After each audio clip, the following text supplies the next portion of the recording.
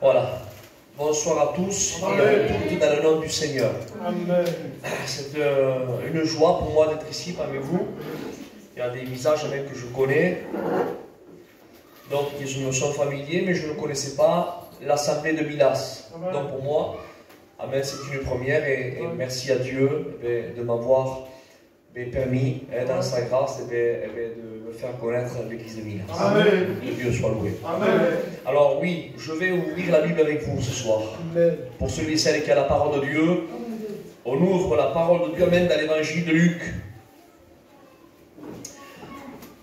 Dans l'évangile de Luc au chapitre 16, pardon.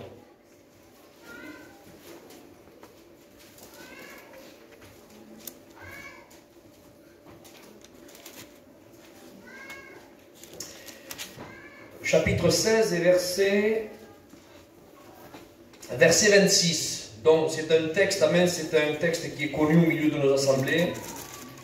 J'ai le texte sous mes yeux, je fais cette lecture avec vous. Écoutez ce que dit la parole de Dieu. Matthieu 16, 26. Et Jésus parle et il dira, et à que servirait-il? Écoutez s'il vous plaît. Jésus dit, à que servirait-il à un homme? Vous savez, je n'ai pas été à l'école, très loin, je n'ai pas mon doctorat, mais avec la parole de Dieu, vous savez, j'ai appris, j'ai appris la différence qu'il y a entre le pluriel et le singulier. Et là, il ne dit pas à que servirait-il à des hommes. Ça, c'est le pluriel. Donc, il dit comme ça, à que servirait-il à un homme? Ça, c'est le singulier. Un. À que servirait-il à un homme de gagner le monde? Il est question du monde. Dans le texte grec, le monde, c'est le mot cosmos qui apparaît. Donc ça nous dépasse, on est des gitans, on ne sait pas qu'est-ce que c'est quoi le cosmos. Mais j'ai appris aussi, je vais vous dire ce que j'ai appris. Vous savez que notre Terre, la Terre, la planète bleue, elle fait partie d'un système solaire, où il y a plusieurs planètes autour d'elle, où il y a Saturne, Jupiter, Mars, la Lune, au milieu il y a le Soleil, et toutes ces planètes tournent autour du Soleil. On appelle ça le système solaire. Et ce système solaire-là, dont notre planète, la Terre, fait partie, elle est à l'intérieur d'une galaxie. Mais à l'intérieur de cette galaxie, écoutez, il y a 100 milliards d'étoiles. Une galaxie, 100 milliards d'étoiles. Chaque étoile, la plus petite, fait entre 5 et 7 fois la grosseur de la planète Terre. Imaginez. Une galaxie, 100, imaginez, 10, 20, 30, 100, 200, 300, 1000, 2000, 3000, 100 milliards d'étoiles dans une galaxie.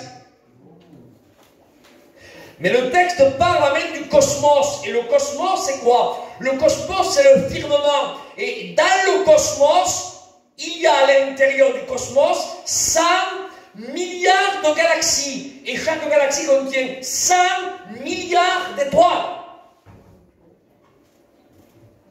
Mais la Bible parle, elle ne dit pas à quoi servirait-il à un homme de gagner seulement la planète Terre. La Bible ne dit pas seulement à quoi servirait-il à un homme de gagner une galaxie contenant à l'intérieur 100 milliards d'étoiles, c'est déjà pas mal, non? La Bible parle du cosmos. À quoi servirait-il à un homme de gagner les 100 milliards de galaxies contenant dans chaque galaxie 100 milliards d'étoiles? À quoi servirait-il à un homme s'il perd son âme? C'est énorme. Est-ce que vous calculez? C'est énorme.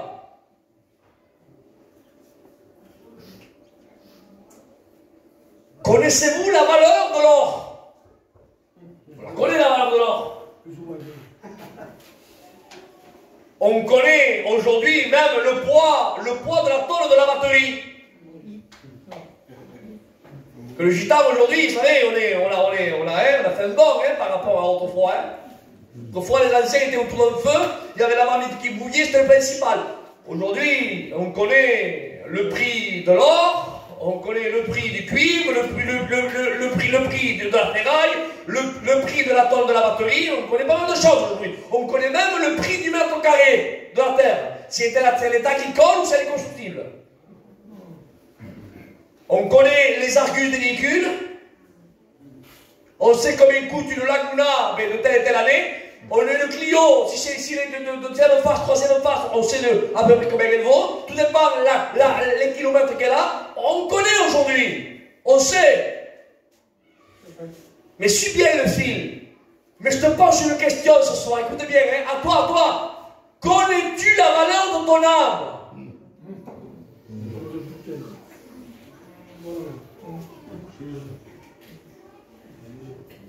Je ne vous parle pas de votre corps, parce que le corps c'est la matière, est-ce que vous comprenez? Il y a un corps, voilà, qui est usé, mais c'est pas le même corps qu'un corps qui a 20 ans, là il n'y a pas la même vitalité, mais je ne parle pas moi du corps, je parle même de ce qui est éternel, l'âme, ton âme, ce qui ne mourira jamais. Connais-tu réellement la valeur de ton âme? Mais sincèrement, il y a beaucoup de personnes qui ne connaissent pas la valeur de leur âme. C'est pour cela qu'ils jouent. Ils jouent avec Dieu. Je viendrai à la réunion plus tard. Accepte le Seigneur. Oh putain, j'ai le temps. Ils jouent. Insensé que tu es, si tu connaîtrais réellement la valeur de ton âme, tu lui donnerais entre les mains de Dieu, mais tout de suite. Amen. La personne qui joue avec son âme, il est semblable à un enfant de 5 ans qui joue avec un diamant dans la main. Imaginez l'enfant qui a un diamant à la main et qui joue au diamant comme il joue aux billes. Et nous le verrez, pour me l'être, tu ne sais pas ce que c'est. Mais vous l'avez bien ici. Tu sais qu'est-ce que tu as la main là? Non, c'est une bille. Non, c'est pas une bille, c'est un diamant. Comme il ne connaît pas la valeur du diamant, tu lui prends vite fait, tu dis non, donne-moi-le. Tu ne sais pas qu'est-ce que c'est un diamant. Ça vaut plusieurs dizaines de milliers d'euros. Eh bien, il y a des personnes qui ne connaissent pas la valeur de leur âme. Ils jouent avec Dieu, ils jouent avec leur âme. Insensé que tu es, dit la Bible. Insensé que tu es. Ne sais-tu pas qu'aujourd'hui même, ton âme peut être redemandée? C'est pour cela qu'il faut que tu la prennes en considération. Il faut que tu la mettes entre les bonnes mains. Alléluia. Amen. Amen. Donne ton âme à Dieu. Amen. Mets ton âme entre les mains du Créateur. Il va prendre soin, lui. Amen. Que Dieu soit loué. Amen. À Dieu soit la gloire. Amen. Tu coûtes cher aux yeux de Dieu. Tu as une valeur inestimable. Amen. Moi, Isaac, tu crois? Moi, oui, toi. Je me répète, toi, la chose qui a le plus de valeur sur le globe terrestre, ce n'est pas les Léon gratte-ciel, ce n'est pas les buildings, non, ce n'est pas les villas somptueuses, ce n'est pas les Lamborghini, ce n'est pas les diamants, ce n'est pas les saphirs ni les émeraudes, non. La chose qui a le plus de valeur sur cette terre, c'est toi. Amen. Toi. Alléluia. Parce que sur cette terre, tout a un prix. Tout. On peut tout acheter. Tout. Mais qu'il y a des choses qui ont des valeurs très très élevées, mais s'il y a le portefeuille qui suit, on peut acheter. On peut mettre là un certain prix sur la table et on peut acquérir le bien. Tous n'ont pas le même portefeuille, il y en a qui l'ont. Mais si on devrait faire une enchère et acheter ton âme, le monde entier, s'il faudrait le vendre, le monde, il faudrait vendre la planète Terre et avoir tous les soins liquides là sur le table, il n'y aurait pas assez d'argent pour acheter ton âme.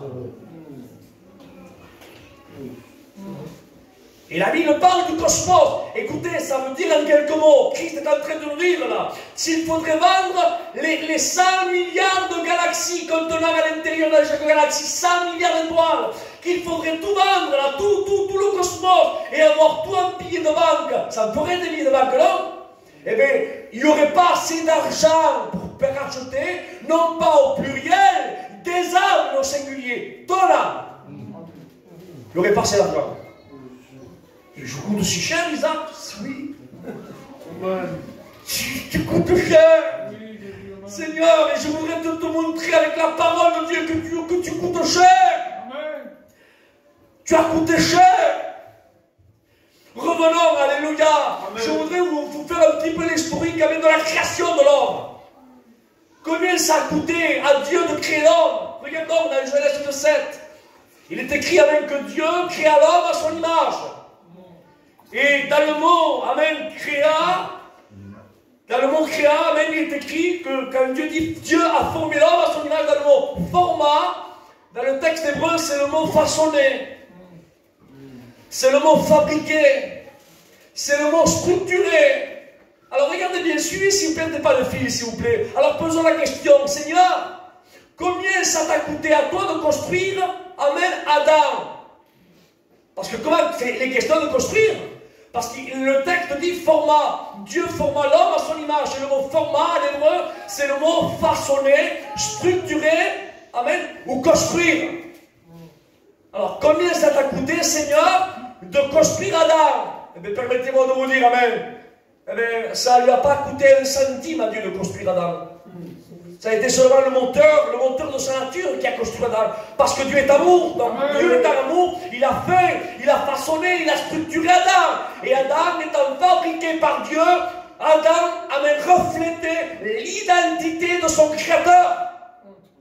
C'est pour ça que Adam reflétait l'image de Dieu. Amen. Puisque Dieu, amen, avait laissé un petit peu sa signature sur la construction d'Adam. Il portait l'image de Dieu. Dieu est saint, Adam était saint. Amen. Amen.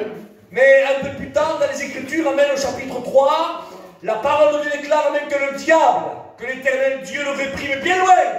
Au nom de Jésus, il est vaincu. Amen. Amen. Amen. Il a mis ses mains sales sur la structure d'Adam. Et tout ce que le diable touche, il détruit. Ses mains sont remplies avec de malice, de méchanceté. Et le diable, il a les mains sales. Tout ce qu'il touche, il salit. Il touche un corps, il est noirci. Il touche un foyer, il le détruit. Il touche des familles, il les délise. Il touche deux frères, ils ne se parlent plus ensemble. Il touche avec la belle sœur, avec la belle mère. Il détruit tout. Le diable, tout ce qu'il touche, il détruit. Et il a touché Adam, il a sali. Il a déstructuré l'image que Dieu avait créée en Adam. Tel que Dieu avait créé Adam, il avait façonné, structuré. Et parce que le diable a mis ses mains sales sur lui, il a complètement défiguré la structure d'Adam. Ah, alléluia. Amen. Amen. Mais ça, c'était Adam.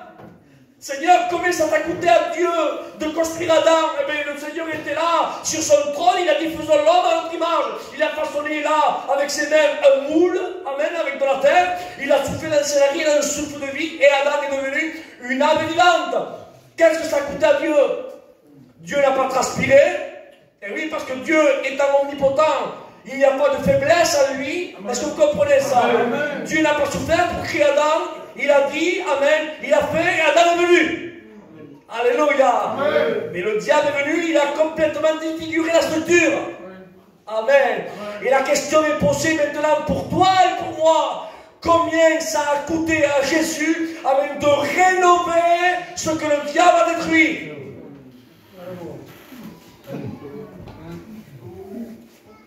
Est-ce que vous comprenez? Vous comprenez ou pas? Amen. Amen. Je vous parle même de la création d'Adam, façonné, structuré, fabriqué. Ça n'a rien coûté à Dieu, ce n'est le moteur de son amour. Dieu n'a pas transpiré, c'est vrai. Mais parce que le diable a déstructuré, amen, la structure que Dieu avait créée en Adam, amen, combien ça a coûté la rénovation de l'homme?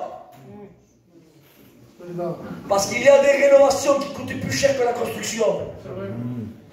C'est pour cela qu'il y a des maçons qui ne veulent pas entreprendre des rénovations. Vous savez pourquoi? Parce que le patrimoine, amen, et l'État veut que certains châteaux soient construits à l'identique. Et il faut des matériaux avec ceux qui étaient autrefois. Et si on prend tel et tel matériau dans lequel le château était bâti autrefois, et bien les maçons calculent la dépense. Et ils disent si on construit avec tel et tel matériau, la rénovation va nous coûter plus cher que si on raserait le château et on construirait avec des métaux d'aujourd'hui. Il y a des rénovations qui coûtent plus cher que la construction. Et moi je vous prouve avec la Bible, amen, que notre rénovation a coûté plus cher que la construction. Amen. Alléluia. La construction d'Adam, amen, n'a pas fait transpirer Dieu de son trône. Mais notre rénovation, combien elle a coûté? Alléluia. Amen. Car il y a une structure qui est défigurée. On ne peut pas comprendre les travaux en claquant des doigts, non. Il faut, comme dit Jésus, si quelqu'un veut bâtir le tout, qu'est-ce qu'il fait? Il faut qu'il s'assoie premièrement et qu'il calcule la dépense pour savoir s'il a de quoi la terminer. Alléluia. Mais oui, mais pour cela, il faut faire un devis. On calcule, il faut faire un devis. Et on regarde l'ampleur des travaux. Et après, on fait signer le devis. Et après, on entreprend les travaux. Et bien, permettez-moi de vous dire avec que Dieu a calculé les travaux de notre rénovation.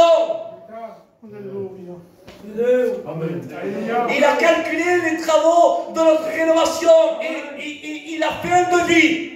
Il y a un devis dans la Bible. J'ai trouvé un devis dans la Bible de notre rénovation. Et c'est lequel? C'est le psaume 49, 9. Il dit, le prix de leur âme est cher. C'est quoi, Seigneur, les travaux, la rénovation? C'est quoi le prix? Le prix de leur rénovation, le prix de leur âme est cher. Et le mot cher dans le texte hébreu, c'est le mot prix coûteux. Estimation rare. Rare. Parce que Dieu calcule, il fait le devis. Alors il va dire pour rénover, parce que pour rénover, il faut rénover à l'identique. Parce qu'Adam, amen, reflétait l'image de Dieu. Le diable, amen, a enlevé l'image qu'Adam portait de Dieu, la sainteté de Dieu. Adam reflétait l'identité du péché. Mais pour rénover à l'identique, pour que l'homme retrouve l'image, amen, de son Créateur, c'est-à-dire la sainteté de Dieu, il faut rénover, amen, avec les travaux, faire les bons travaux qu'il faut. On n'a pas le droit de rénover comme nous on veut. Quand il calcule le devis, comment il faut faire? Il calcule. Il dit, le prix de leur âme est cher. Prix coûteux, estimation rare. Rare, et oui, parce qu'elle lui dit, ce n'est pas un prix d'or ni d'argent. Non, c'est une estimation qui est rare. Rare, tellement rare, amen. Amen, oui, que le moyen de paiement n'était pas ici-bas. Alléluia. Amen. Amen. Ils ne peuvent se racheter l'un à l'autre, ni ne donner à Dieu le prix du rachat de leur âme. Leur âme est chère et n'aura jamais Dieu. Oui, il n'aura jamais Dieu par un autre homme. Parce que tout un pécheur est privé de la gloire de Dieu. Amen. Donc c'est une estimation qui est rare. Rare. Et Dieu prend le devis. Estimation rare, chère, prix coûteux. Alléluia. Et il présente le devis, amen, au ciel. Il présente le devis à l'Esprit Saint et à son Fils. Et il le déclame dans Ésaïe chapitre 6, verset 8. Voilà le devis. Qui enverrai-je? Qui mourira? Qui veut prendre la rénovation là? Qui regarde le devis? Qui est prêt à signer le devis? Qui veut prendre? Qui veut rénover là? Et le Fils, j'ai entendu une voix que le Fils a dit, me voici. Alléluia. Envoie-moi. Pour la première fois des annales, normalement, c'est celui qui signe le devis, c'est celui qui paye. Amen, mais c'est pas lui qui entreprend les travaux. Mais là, pour la première fois des annales, écoutez, pour la première fois, vous ne trouverez pas ça ici-bas. Ici-bas, si vous faites faire un devis, le devis, c'est vous qui le signez, c'est vous qui payez, mais c'est pas vous qui faites les travaux. Vous payez. C'est pas vous qui faites les travaux, là. Vous payez pour le faire. Mais là, Jésus, non. Jésus, amen, prend le devis, il le signe, lui, le devis, amen, et c'est lui qui entreprend les travaux, et c'est lui qui paye. Il n'y en a pas un maçon comme ça, vous ne trouverez pas. Ça n'existe pas, ça, alléluia. Et Christ, amen, est venu, alléluia, amen, amen, et il a entrepris les travaux. Il a entrepris les travaux, alléluia. Il a prophétie, amen, de Michée 5, amen, s'accomplit, amen, dans Luc au chapitre 2. Oh, Bethléem! Ephrata, petite entre les milliers de Judas, de toi sortira, amen, celui qui dominera mon peuple, amen, Israël. Et le texte, amen, s'accomplit au chapitre 2. Il dit, c'est qu'aujourd'hui, dans la cité de David, amen, il vous est né un sauveur. Ça y est, il est là.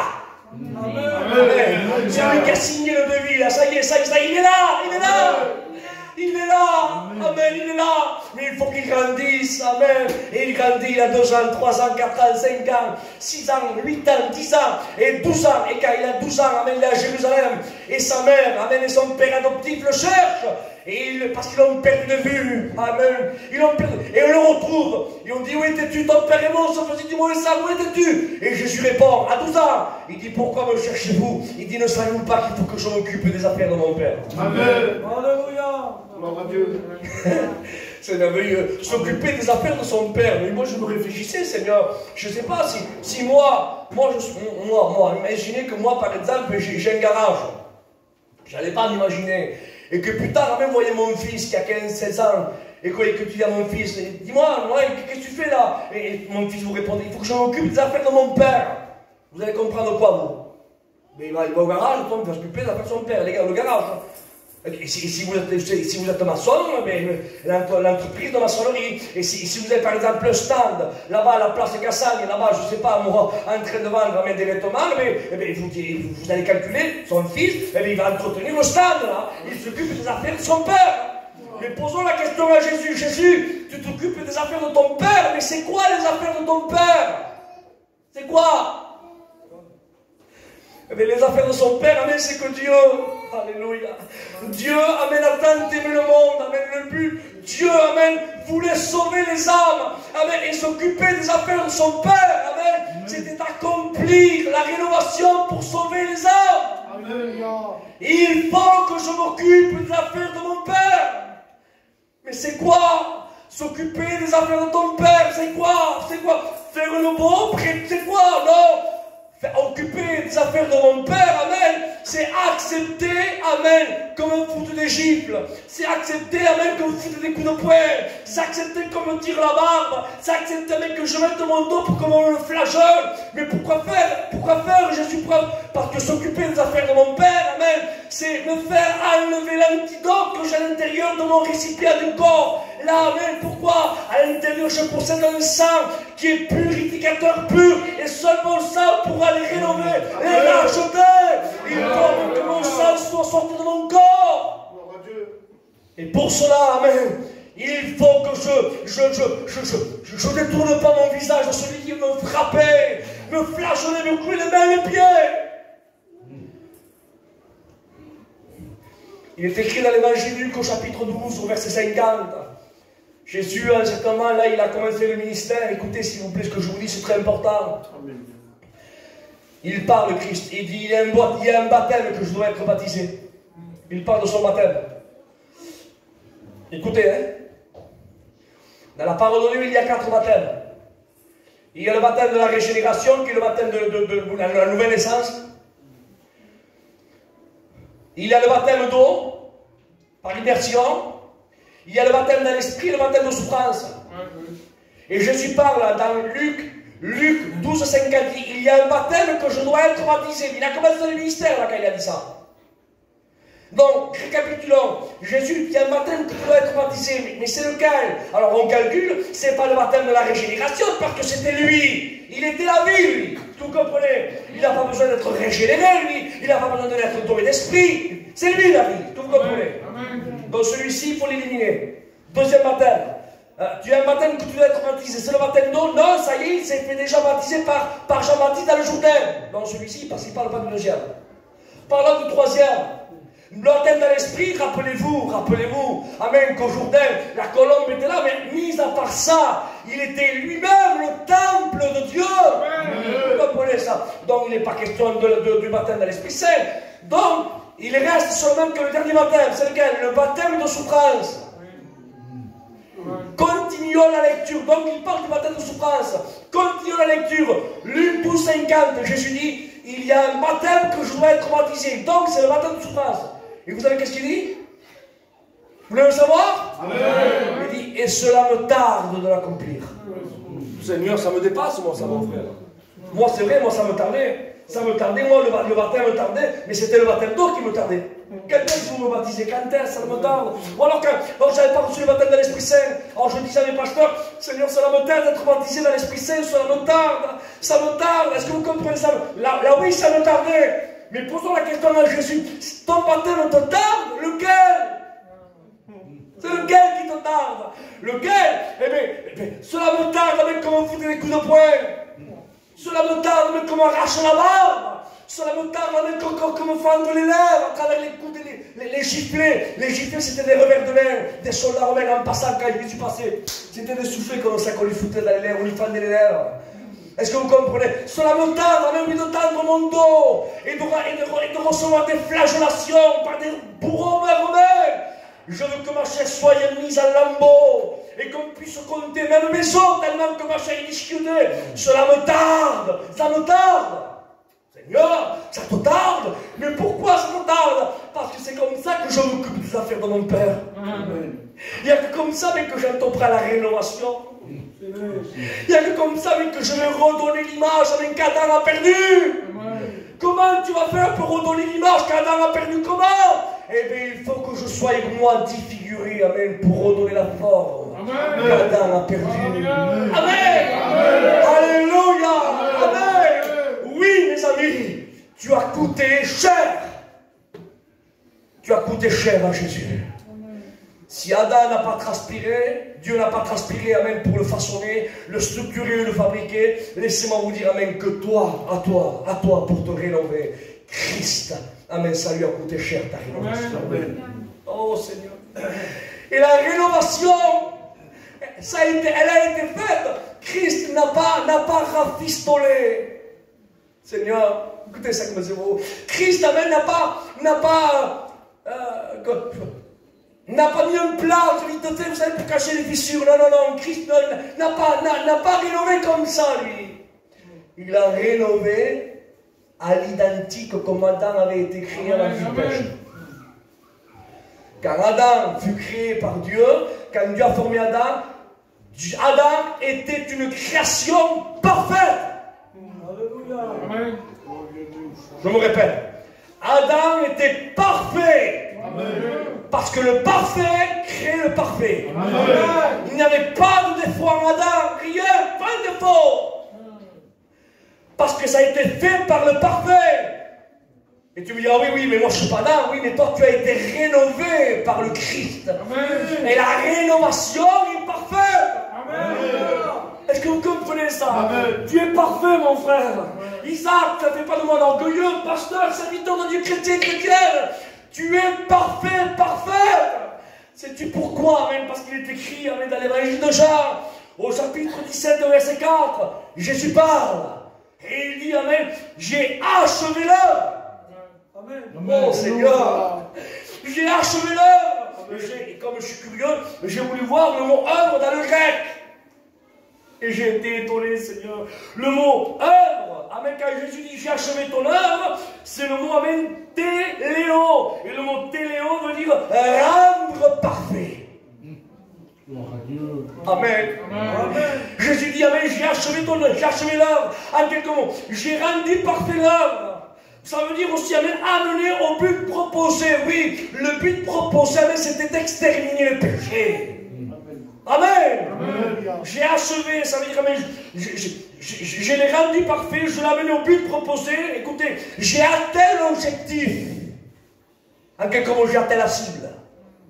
Amen, parce qu'avant que Christ, amen, se donne, le sage architecte, c'est écrit comme ça, le sage architecte a préparé le salut, Dieu le Père a préparé comme un sage architecte. Et le plan de l'architecture était là, l'architecte est là, il fait les codes, les dimensions, tout. Mais après, il faut construire. Mais tu ne construis pas comme toi tu veux, il faut que tu suives le plan de l'architecte. Vous comprenez? Et il y avait un but proposé, l'objectif était là. L'architecte a dit, voilà, c'est comme ça, et c'est comme ça, il faut que tu fasses tout comme ça. Et Christ dit, j'ai achevé l'œuvre. Et amen, c'est, j'ai atteint l'objectif. Ça y est, tel que tu as marqué, j'ai fait. Quatrième, écoutez s'il vous plaît. Atteindre la perfection. Quand il dit, amen, j'ai achevé l'œuvre, le mot œuvre, c'est, amen, j'ai rendu parfait, j'ai amené au but proposé, j'ai atteint l'objectif, amen, atteindre la perfection. Je continue. Jean 17,4, j'ai achevé l'œuvre, et le mot achevé, c'est ce que ça veut dire, et le mot œuvre. Le mot achevé, je me répète, c'est rendre parfait, amener au but proposé, atteindre l'objectif et atteindre la perfection. Ça, c'est le mot achevé. Mais le texte continue dit, j'ai achevé l'œuvre. Et le mot œuvre, alors là, Seigneur, j'ai été bouleversé quand j'ai lu ça.